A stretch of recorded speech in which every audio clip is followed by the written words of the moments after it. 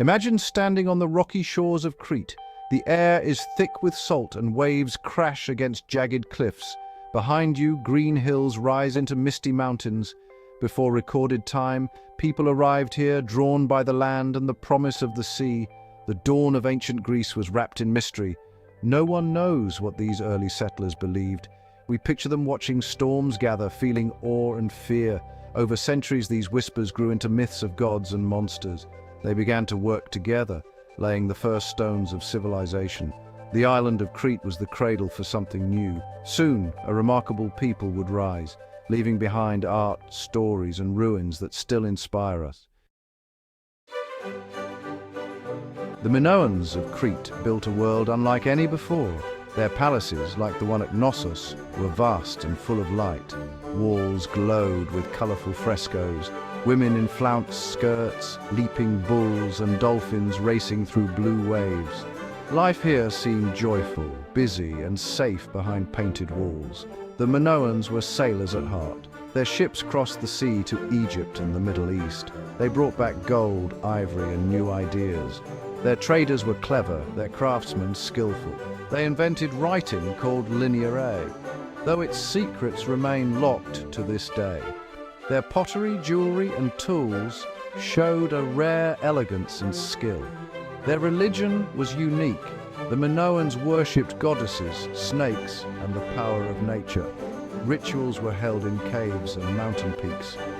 Bulls were sacred, inspiring myths of labyrinths and monsters. Every spring their festivals celebrated life's return, blending fear of the wild with hope.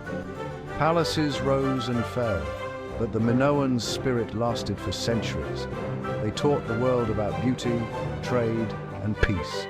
They proved that a people surrounded by sea could look outward, not just defend themselves, but welcome the unknown.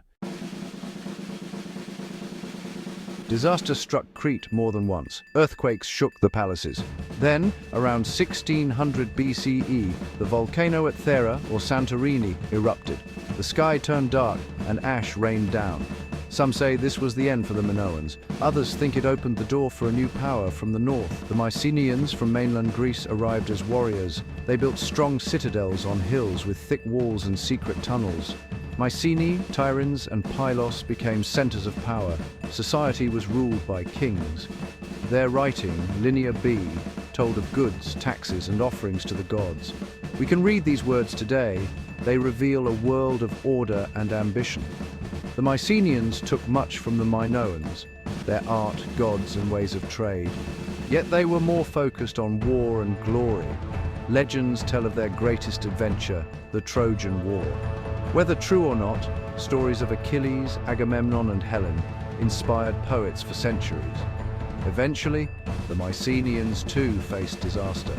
Palaces burned, society collapsed. The reasons remain debated: invaders, drought, or inner struggles. What remained were their stories, passed down through generations, waiting for a new dawn. After the fall of the Mycenaeans, Greece entered a long shadow. Writing disappeared, trade slowed. People lived in small villages, their world shrinking. For centuries, little was built and much was forgotten. Yet even in the dark, sparks of hope remained. Stories and songs survived. Poets sang of heroes and gods beside the fire. These tales, the Iliad and the Odyssey, kept memories alive. Slowly, people began to gather again. They learned new skills, like working iron. From the Phoenicians came a gift, the alphabet. Now stories could live on paper, not just in memory. Villages grew into city-states. Athens, Sparta, Corinth, and Thebes. Each had its own laws and customs. They built temples and markets, gathering places for debate and worship. The Olympic Games began around 776 BCE. Here, men from all over Greece met in peace to test their strength and honor the gods. From these small beginnings, something remarkable happened. The Greek world came alive once more. New ideas, new arts, and new hopes began to shape a future brighter than any before. The city-states, though rivals, shared a love for competition and beauty. Festivals filled the calendar, for the gods, for victory, and for joy. The Olympic Games united Greeks from every corner. Even wars paused for peace and honor. Athens lit the torch of democracy. Citizens gathered to speak, vote, and share power. In the shadow of the Acropolis, theater was born. Audiences laughed, wept, and learned together. Socrates questioned everything. Plato imagined perfect societies. Their ideas shaped the world. When threatened by Persia, united Greeks turned back the tide, proving freedom could triumph over fear. Greece's many city-states often quarreled, but in the north, Macedon rose under King Philip and his brilliant son, Alexander.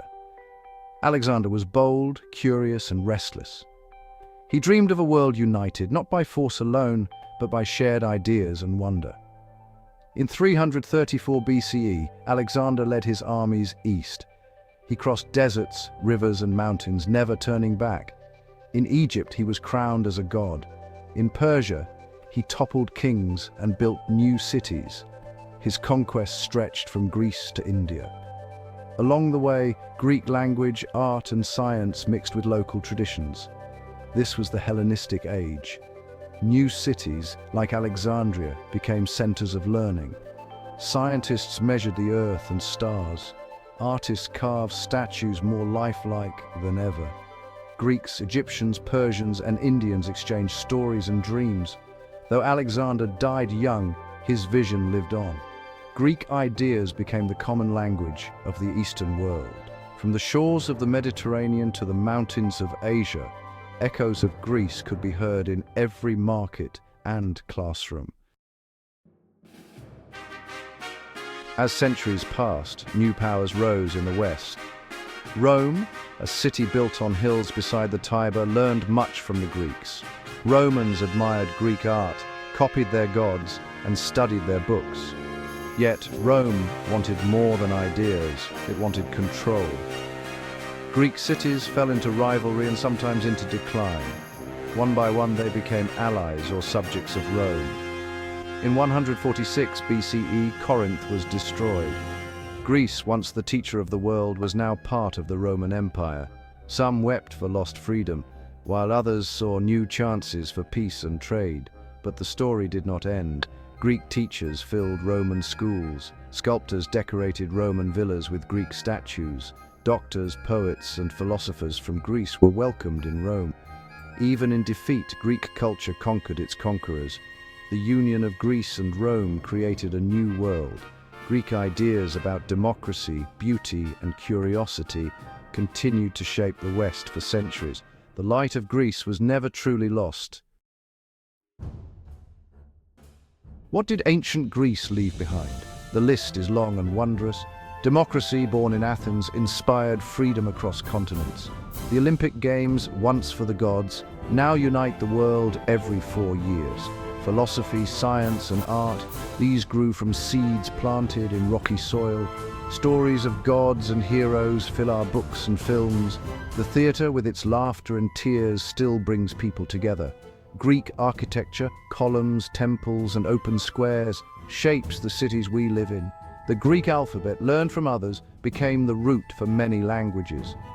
Yet the true gift of Greece is harder to see.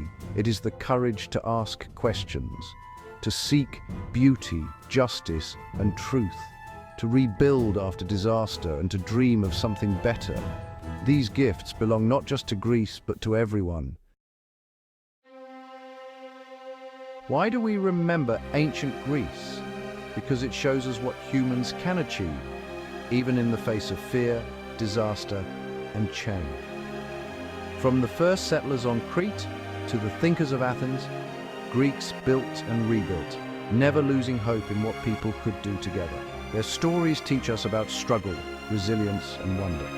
The ruins and writings they left behind still move us today. We see ourselves in their hopes, their doubts, and their triumphs. Their questions are our questions. Their dreams become our dreams. As long as we seek truth, beauty, and freedom, the spirit of ancient Greece lives on. It whispers from the stones, sings in our stories, and shines in the torch passed from age to age. It invites us all to be curious, brave, and creative, just like those who stood at the edge of the sea so long ago,